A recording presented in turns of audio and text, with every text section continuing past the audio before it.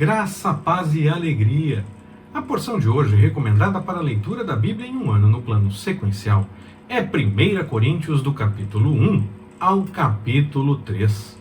Toda essa carta de Paulo, que nós conhecemos como 1 Coríntios, ela é muito pessoal, porque na prática ela é uma resposta que o apóstolo encaminha, falando a respeito de pelo menos 10 problemas que a comunidade enfrentava. Primeiro, a divisão na igreja, os grupinhos. Nós falamos mais em seguida, permitindo o Senhor. Segundo ponto, o incesto. Muitas vezes se fala a respeito da sexualidade equivocada, da sexualidade praticada de forma errada, vivida de forma errada, apenas em um ponto, que a Bíblia realmente fala que não deve ser daquela forma. Mas não é só esse o ponto que nós temos que nos ater e dizer, não é bem assim que se vive isso. A questão do incesto também é apresentada na carta de Paulo aos Coríntios. Lá no livro do Gênesis, nós temos uma situação em que Ló teve filhos com suas filhas. E dessa relação, nós tivemos dois povos que causaram muitos problemas para o povo judeu. Então nós temos que tomar cuidado com essa coisa, porque a Bíblia dá orientação dizendo, acontece, as coisas acabam acontecendo entre os seres humanos, mas não sem consequências, não sem desdobramentos. Porque a vontade do Senhor é diferente. Então, nós temos que tomar cuidado. O incesto não é recomendado na Bíblia, ainda que se revele situações onde ele tenha acontecido. Mas ele não é recomendado. A Bíblia não esconde as coisas que acontecem. Mas orienta que, a partir do que acontece, quando nós nos arrependemos e buscamos a vontade do Senhor, passamos a viver melhor, viver de acordo com essa vontade dele. E o incesto é uma coisa que a Bíblia diz que, ainda que muitas vezes aconteça, não é adequado de acordo com a vontade do Senhor. Terceiro ponto que Paulo trata nessa carta, os processos criminais que chegam na esfera jurídica comum antes da tentativa de solução com base no cristianismo, no amor cristão. É necessário primeiro tentar conversar, tentar resolver em casa. Aí, se não tiver jeito, aí sim vai para buscar uma esfera jurídica competente. Mas o texto de Paulo recomenda que se procure uma solução primeiro em casa. Quarto ponto, outra experiência na direção de prática sexual, a fornicação. Que seria a prática sexual fora do casamento, algo desregrado, algo onde se busca essa prática com várias pessoas e essa coisa toda. Até mesmo chegando à questão da prostituição, outro ponto que também a Bíblia diz que muitas vezes acontece, mas que não é de acordo com a vontade do Senhor. Está vendo? Nesta carta de Paulo aos Coríntios, nós já vemos pelo menos 2 vezes falando a respeito de temas envolvendo a sexualidade, na questão do incesto, na questão da fornicação, e tendendo até mesmo nessa questão da fornicação para a prostituição. Então, não é só um tema, como muitas vezes povoa os comentários, as pregações ou as postagens em redes sociais que o Senhor não se agrada. Esse tema que tanto é comentado, também a Bíblia realmente trata sobre ele. E trata no Novo Testamento, como nós já vimos em Romanos. Mas não é o único ponto que se deve tomar cuidado nessa questão da sexualidade. Quinto ponto que Paulo trata nessa carta aos Coríntios, a respeito de casamento e de divórcio. Ele dá orientações diversas a esse assunto. Sexto ponto, a ingestão de alimentos oferecidos aos ídolos. Nós vimos na lei que aquilo que não é, aquela oferta que não era totalmente queimada, dentro do judaísmo, a carne que sobrava do sacrifício ficava com a família do sacerdote, e ficava com o sacerdote para servir de alimento para o sacerdote e a família dele. Havia uma parte da oferta que era queimada na hora da oferta, outra parte que era queimada fora, mas sobrava sim coisas, partes do animal que era oferecido, sobrava algumas partes, e isso servia de mantimento para o sacerdote e a família dele. No caso de cultos pagãos acontecia a mesma coisa, aquilo que não era totalmente queimado na oferta ou depois da oferta, aquilo que poderia ser consumido, ou era consumido numa grande festa, ou era consumido depois de vendido no mercado a preços mais baratos, porque havia uma restrição de muitos a comprar essas carnes, então o preço era menor para tentar chamar a atenção. E para muitos era a grande chance de comer carne, não era tão comum ter tanta carne para se comer naqueles dias, pelo menos é o que a gente encontra dentro dos estudos, dentro das informações que nos chegaram. Então havia uma questão dentro do cristianismo: pode ou não pode comer dessa carne que é sacrificada aos ídolos? Alguns se escandalizavam, queriam informações a respeito, e Paulo trata a respeito desse assunto nessa carta. Outro ponto que Paulo trata, o 7º ponto, é o uso do véu ou do penteado, no caso envolvendo as mulheres. Depende da tradução, depende de como se entenda o contexto, pode ser véu, como pode ser penteado, pode ser coque, pode ser alguma coisa nesse sentido. As pessoas muitas vezes tornam muito simples o entendimento dessa questão, mas ele não é tão simples, ele tem todo um contexto em volta dele. Na cidade de Corinto, havia a questão de cultos diversos, e até mesmo de prostituição religiosa, prostituição cultural. E as mulheres tinham determinadas posturas nessas atividades tidas como religiosas, que tendiam para uma grande festa sexual em seguida. E então Paulo faz orientação para que se mostre que dentro do cristianismo há diferença, que não é exatamente como essas outras comunidades tidas como espirituais e religiosas que faziam algo nesse sentido. Era para mostrar que as mulheres dentro do cristianismo tinham diferença. E também tinha a questão de que os primeiros cristãos, principalmente aqueles que vinham do mundo judeu, frequentavam as sinagogas e eram parte de sua cultura, parte de seu tempo. Muitas vezes hoje em dia se tenta olhar para o passado e tentar reescrever a história. A história não pode ser reescrita. Nós observamos o que aconteceu e a partir disso nós vivemos outras experiências ou as mesmas, mas nós observamos o que de fato aconteceu. A história já está escrita. Não dá para reescrever a história, não dá para mudar nomes, mudar o que aconteceu. Aconteceu, não tem jeito. Então, naquela época, havia sim alguns entendimentos dentro da tradição, dentro da sociedade judaica, e não só dentro do judaísmo, mas bastante dentro do judaísmo, mas também estendia para outras questões sociais, onde a mulher tinha algumas restrições, algumas dificuldades, e tinha, principalmente na questão de estudo, na questão do falar, nas reuniões e essa coisa toda. Então tinha todo esse caldo. O caldo cultural social, que envolvia religiões com prostituição religiosa, cultural, e também o caldo cultural que o cristianismo nascia, que vinha muito de dentro do judaísmo e que tinha, sim, algumas restrições com relação ao desenvolvimento dos trabalhos das mulheres. Mas o cristianismo, nós vemos, tanto em Atos dos Apóstolos como nas cartas do Novo Testamento, já nascia diferente. A posição da mulher não era exatamente como era nesses contextos. Ela nem tendia para a prostituição cultural e nem também ficava restrita a não poder fazer praticamente nada. Não entendo como é que as pessoas pensam um texto e dizem: é isso, tem que ficar só quieto aqui. Não, existe uma cultura por trás disso. Existe um entendimento por trás disso. E mais, só pensar um texto a gente pode provar o que quiser. Olhando o contexto, nós vemos que a situação feminina era diferente. Paulo faz algumas orientações, as cartas do Novo Testamento fazem algumas orientações quando há algum ponto específico naquela comunidade. Senão, nós vemos que o resultado é diferente no cristianismo. A forma como a mulher se desenvolvia, o resultado é diferente de outros segmentos societários ou religiosos da época. Mas Paulo sentiu a necessidade de fazer essa orientação, no caso de Coríntios, porque havia muito forte essa questão, até mesmo para poupar as mulheres, porque os homens que estivessem em viagem, fazendo negócios, e se chegassem a uma reunião cristã e vissem uma mulher, poderiam pensar que era como nas outras religiões de mistério, nas outras religiões de prostituição cultural e essa coisa toda. Então há uma orientação para se tomar cuidado.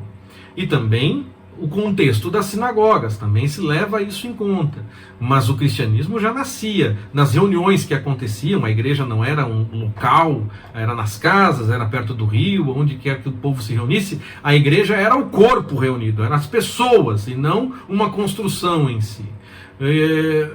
Onde estivessem reunidos os cristãos, se mostrava que havia diferença sim na forma como eles encaminhavam as coisas, mas não era meramente machismo ou qualquer coisa como muitos tentam interpretar. Nós temos que tomar cuidado porque há um todo, para poder entender a história há um todo, há um contexto. Nós precisamos tomar cuidado então com essas interpretações.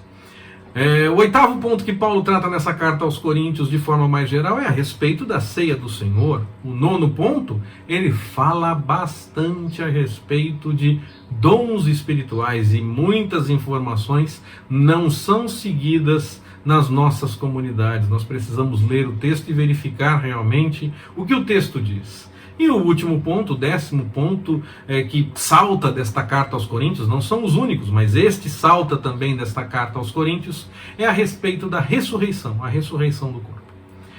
É claro que nós podemos falar muitas coisas nos nossos dias com base nesses ensinamentos, até mesmo de forma literal. Há muita coisa que a literalidade do texto fala conosco.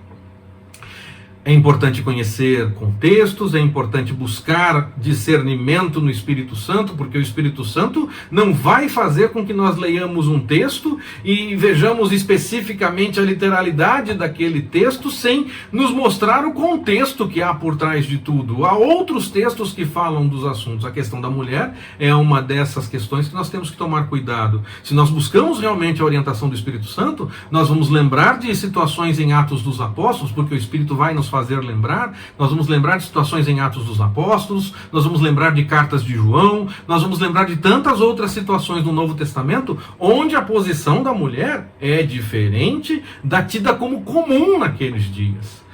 E aí o Senhor vai nos dar o discernimento para que possamos entender o que está se passando naquela passagem em especial. Mas se nós buscarmos no Espírito, nós vamos entender isso sim, nós vamos entender todas as coisas. Podemos até não ter todo o conhecimento, porque não estudamos, a menos que o Espírito Santo nos revele esse conhecimento todo, o que também é possível.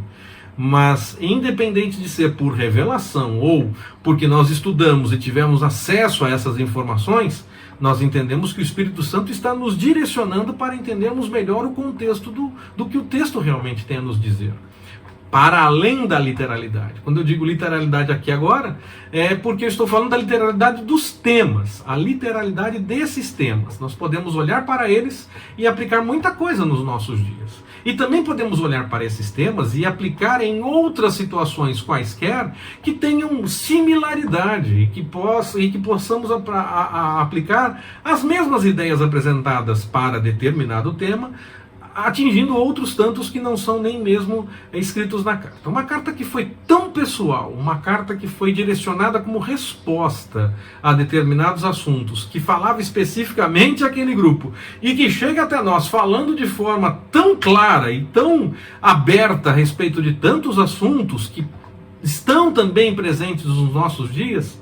Só posso notar que havia realmente a direção do Espírito Santo na escrituração dessa carta, porque ela era sim direcionada a um grupo, mas ela fala muito aos nossos dias, nos dias de hoje especificamente. Falei que ia falar um pouco mais a respeito dos grupinhos, aquele primeiro tema que nós falamos da carta de Paulo aos Coríntios. Então, Paulo entende que esse tema dos grupinhos é errado até mesmo em assuntos espirituais. Não é para se achar melhor ou pior, mais espiritual ou menos espiritual, por ser de Paulo, ser de Apolo, do apóstolo, do discípulo, do bispo, não existe isso. Desta pessoa, daquela pessoa, misericórdia. Nós temos que tomar cuidado com essa questão, até mesmo em assuntos espirituais. Sim, assuntos espirituais, os quais nós temos que pensar, porque nós devemos pensar nas coisas do alto. Paulo diz que isso não é adequado, quanto mais isso é ruim quando nós envolvemos assuntos deste século, assuntos sociais, assuntos meramente políticos ou afins. Como os cristãos, que devem pensar nas coisas do alto, preferem então criar assuntos sociais e políticos com uma capa de espiritualidade e dividir em grupinhos como se fosse questão de escolha envolvendo vida ou morte, espiritualidade certa ou errada com o Senhor? Nós temos que tomar cuidado com isso. Se nem mesmo em assuntos espirituais não se deve fazer isso, como que as pessoas conseguem fazer isso envolvendo questões de assuntos sociais, políticos ou qualquer coisa dos assuntos deste século e ainda tentando criar uma aparência espiritual que se fizer a favor deste ou daquele assunto, a favor deste ou daquela pessoa, esse é mais espiritual, está ouvindo mais a vontade do Senhor ou qualquer coisa assim. Como? Não é para fazer nem mesmo em assuntos espirituais. Irmãos e irmãs, nós temos que urgentemente parar com esse negócio de ser de Lula, de Bolsonaro, de Moro, de Dória, de qualquer coisa, qualquer nome. É tão complicado até citar esses nomes porque parece que já está escolhendo um. Não tem isso. As pessoas nem admitem que fazem isso. O primeiro passo é admitir que fazem isso, que só aceitam determinado assunto ser discutido ou realizado se for o seu preferido fazendo.